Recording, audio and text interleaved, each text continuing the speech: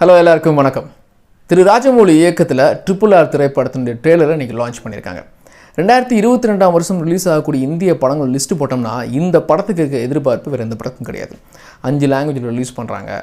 இன்றைக்கி இந்த படத்தினுடைய ட்ரெய்லர் லான்ச் அப்படின்னு முதலே சொல்லிட்டாங்க. ஆனால் காலையில் தேட்டரில் ரிலீஸ் பண்ணுறோம் ஒரு 10 மணிக்கு, ஈவினிங் 4 மணிக்கு யூடியூப் ரிலீஸ் அப்படின்னாங்க. ஆனால் காலையில் தேட்டர் லான்ச் ஆன உடனே அந்த தேட்டரில் வந்த விஷுவல்லாம் நிறைய ரசிகர்கள் வீடியோ எடுத்து யூடியூப்லேயே சோஷியல் மீடியாவில் ஷேர் பண்ண ஆரம்பிச்சிட்டாங்க. அது பயங்கர வைரலாக ஷேர் பண்ணிட்டே இருந்தாங்க எல்லோரும் அந்த விஷுவல்ஸை. ஸோ பார்த்தாங்க இது கொஞ்சம் தப்பாக இருக்குதுன்னு சொல்லிட்டு அஃபிஷியலாகவே அவங்க யூடியூப்பில் லான்ச் பண்ணாங்க.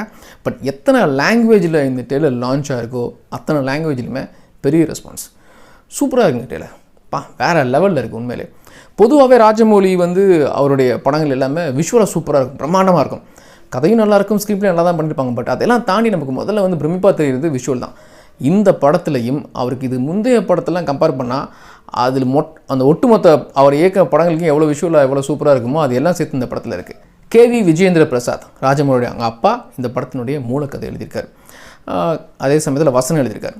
இந்த படத்துக்கு ஸ்க்ரீன் பிளே டைரக்ட் பண்ணியிருக்காரு ராஜமௌலி. ஸோ டெக்னிக்கலாக மட்டும் இல்லாமல் ஸ்டோரி வைஸ் ஸ்க்ரீன் பிளே வைஸும் டெஃபினட்டாக படம் ரொம்ப சூப்பராக இருக்க போகுது.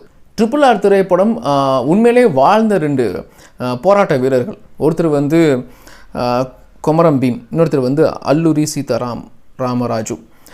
இவங்களோட வாழ்க்கை வரலாறு மையமாக வச்சு தான் அந்த படத்தை இயக்கியிருக்கார் ராஜமௌலி. அதில் கொமரம் பீம் கேரக்டரில் ஜூனியர் என்டிஆர் பண்ணியிருக்காரு. அல்லூரி சீதா ராமராஜு கேரக்டரில் ராமராஜு கேரக்டரில் ராம்சரண் பண்ணியிருக்காரு. கொமரம் பீம் அந்த மலைவாழ் இன மக்களுடைய சுதந்திரத்துக்காகவும் அவங்களுடைய அடிப்படை உரிமைக்காகவும் போராடின ஒரு தலைவன். அதே சமயத்தில் கொமரம் பீம், அதே சமயத்தில் அல்லூரி ராமராஜு, இவங்க 2 பேரும் சேர்ந்து சுதந்திரத்துக்காகவும் போராடினாங்க வெள்ளையர்களை எதிர்த்து.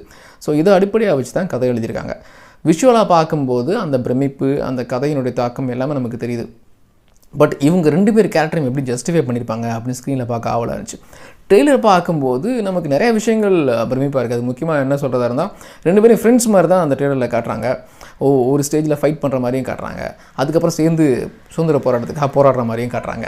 ட்ரெய்லர் பார்க்கும்போது நமக்கு ஃபீல் ஆகுது என்னென்னா செந்தில்குமாரோட கேமரா சும்மா சூப்பராக இருக்குங்க. அது மட்டும் இல்லாமல் சாபு சிறில் அவர்களுடைய ஆர்ட் ஒர்க்கும் சூப்பராக இருக்குது. இது 2 தான் நமக்கு பிரமிப்பாக தெரியுது. ப்ளஸ் விஎஃப்எக்ஸ் செம்மையாக இருக்குது. ரொம்ப ரியாலிட்டியாக ஒரு ஹாலிவுட் தரத்தில் இருக்குதுன்னு கூட சொல்லலாம். எல்லாத்துக்கும் மேலே ராஜமௌலி அவருடைய இயக்கத்தில் அவருடைய விஷுவலைசேஷன் வேறு மாதிரி இருக்கும், ப்ரெசன்டேஷன் வேறு மாதிரி இருக்கும். ஒரு சாதாரண ஃபைட் சீக்வன்ஸை கூட பார்த்திங்கன்னா பிரமிப்பாக காட்டுவார். ஸோ அது நமக்கு தெரிஞ்சு ட்ரெய்லர்லேயே ஹைலைட்டான விஷயம் என்னென்னா இவங்க 2 பேரும் சேர்ந்து ஒரு காட்டுக்குள்ளே நெருப்புக்கு நடுவில் வெள்ளையர்களை எதிர்த்து போராடுற மாதிரி ஒரு ஃபைட் பண்ணுற மாதிரி சீக்வன்ஸ் இருக்குது. அதில் ராம்சரண் கதாபாத்திரம் அம்பு விடுறது அந்த மாதிரி ஏற்கனவே வந்திருக்கு பாகுபலியில். பட் ஸ்டில் இதில் பார்க்கும்போது ரொம்ப நல்லா இருக்குது. நெருப்புக்குள்ளேருந்து அம்பு ஒரு சூப்பராக இருந்துச்சு. ஜூனியர் என்டிஆர் அவருக்கு முன்னாடி வந்த பைக்கு எத்தின உடனே பைக் அப்படியே சுற்றுறது விஷுவலாக சான்ஸே இல்லைங்க, வேறு மாதிரி இருக்குது. RRR திரைப்படம் மிகப்பெரிய ஒரு கதையை சொல்லுது. அதனால் விஷுவல் டக்குன்னு மாறிக்கிட்டே இருக்குது. ஸோ நமக்கு இந்த ட்ரெய்லர் அப்படின்னு சொல்கிறத விட ஒரு கிளிம்ஸ் பார்க்குற மாதிரி தான், டீசர் பார்க்குற மாதிரி டக்குன்னு போயிட்டே இருக்குது. முக்கியமான விஷயம் விஷுவலையும் தாண்டி ராம்சரண் மற்றும் ஜூனியர் என்டிஆர் அவங்க சொந்த குரலே தமிழ்லையும் டப் பண்ணியிருக்காங்க அப்படிங்கிறது படத்துக்கு ப்ளஸ்ன்னு நினைக்கிறேன். ஸோ எந்தளவுக்கு மெனக்கெட்டிருப்பாங்க. இது ஒரு நேரடி தமிழ் படம் மாதிரி ரிலீஸ் பண்ணுறதா அவங்க ட்ரை பண்ணியிருக்காங்க. ராம்சரண் ஜூனியர் என்டிஆர் இல்லாமல் நிறைய கதாபாத்திரங்கள் படத்தில் இருக்குது. பட் அதெல்லாம் லைட்டாக கிளிம்ஸ் மாதிரி காட்டுறாங்க. குறிப்பிட்டு சொல்கிறதா இருந்தால் அஜய் தேவ்கன் கதாபாத்திரம், அலியா பட், அப்புறம் சமுத்திரக்கனி, இந்த மாதிரி கதாபாத்திரங்கள் லைட்டாக டக்குன்னு வந்தபோது. பட் மொத்த ட்ரெய்லர் பார்க்கும்போது நமக்கு ஒரு கதையும் தோணுது, நமக்கு இப்படி தான் கதை இருக்குமோ அப்படின்னு சொல்லி. கண்டிப்பாக அஜய் தேவன் ரோல் ஃப்ளாஷ்பேக் கதாபாத்திரமாக இருக்கும். அஜய் தேவனுக்கு ஜோடியாக ஸ்ரேயா ஷரன் இருக்கிறதுக்கான வாய்ப்புகள் அதிகமாக இருக்குது. சமுத்திரக்கனி எனக்கு தெரிஞ்சு ராம்சரனுடைய மாமாவாவோ இல்லை அப்பாவாவோ இருக்கலாம். RRR கதையில் ஜூனியர் என்டிஆர் அந்த இன மக்களுக்காகவும் போராடுறாரு, அதே சமயத்தில் வெள்ளையர்களை எதிர்த்தும் போராடுறாரு. ஒரு ஸ்டேஜில் ராம்சரண் வெள்ளையர்களுக்கு ஆதரவாக இருக்கார். ஏன்னா ஒரு கவர்மெண்ட் ஸ்டாஃபாக இருக்கார், போலீஸ்காரராக இருக்கார். அதனால் ஜூனியர் என்டிஆர் கைது பண்ணுறாரு. ஆனால் ஒரு கட்டத்தில் நம்ம தாய்மண்ணுக்காக நம்ம போராடணும் அப்படின்னு முடிவு பண்ணி ஜூனியர் என்டிஆரோடு சேர்ந்து வெள்ளையர்களை எதிர்த்து சண்டை போடுறாருன்னு நினைக்கிறேன்.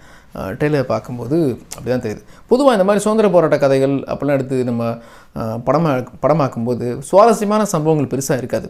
இப்போ ரிலீஸ் ஆன மரைக்காயராக இருக்கட்டும், தன்ஹாஜி ஹிந்தியில் வந்தது, நிறையா படங்கள், சிரஞ்சீவி நடிச்சு கூட ஒரு படம் வந்துச்சு. இந்த மாதிரி ஒரு ஹீரோயிசமாக போர்ட்ரேட் பண்ணக்கூடிய உண்மையிலே நடந்த சம்பவங்களை மையமாக வச்சு எடுத்த சுதந்திர போராட்ட கதைகள் சுவாரஸ்யம் இல்லாமல் போயிடும்.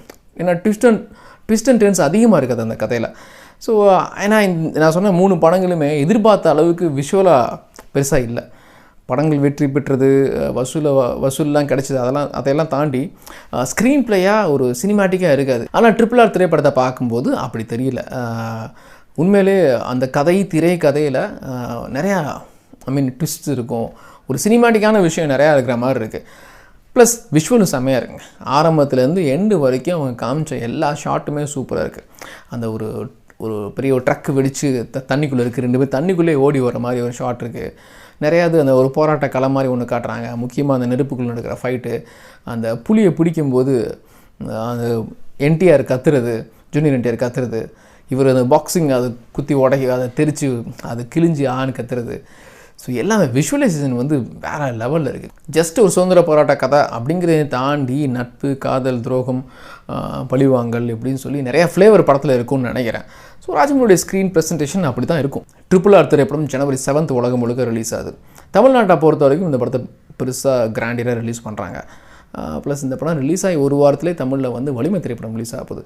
ஸோ வலிமை திரைப்படத்துக்கு இந்த படம் எந்த அளவுக்கு ஒரு டஃப் கொடுக்க போகுது அப்படிங்கிறத பொறுத்து பார்க்கலாம். பட் ஓவராலாக பார்க்கும்போது ட்ரெய்லர் சூப்பராக இருக்குங்க.